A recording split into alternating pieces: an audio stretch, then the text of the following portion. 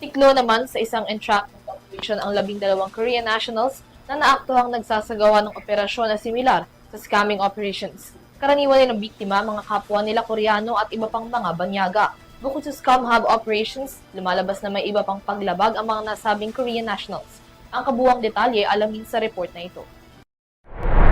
Sinalakay ng mga otoridad noong February 25 ang isang pinaghihinalaang scam hub sa Angeles City, Pampanga. Naaresto sa isang opisina ang 33 taong gulang na Korean national na si Yoo Jae-min na ayon sa mga intelligence reports ay sangkot sa operasyon ng isang scam hub. Ang scam hub target umano ang mga kapwa niya Koreano at iba pang banyagang biktima. Sa pagpasok ng mga otoridad sa sinasabing opisina, nadatnan sa loob ang 11 pang Korean nationals na mayroong individual work areas at nagmamando ng mga operational equipment.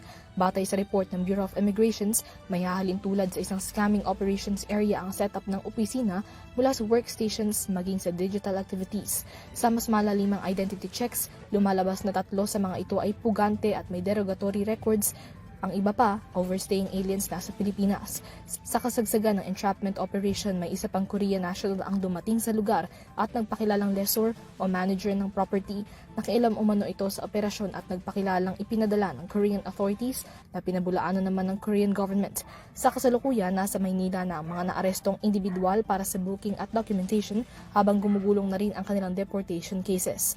Pinaiimbestigahan na rin ang pagkakakilanlan ng isa pang Korean national para matukoy ang posibleng niyang koneksyon sa iligal na aktibidad at scam operations. Para sa EuroTV News, Miela Yagin sumasaludo sa bawat Pilipino.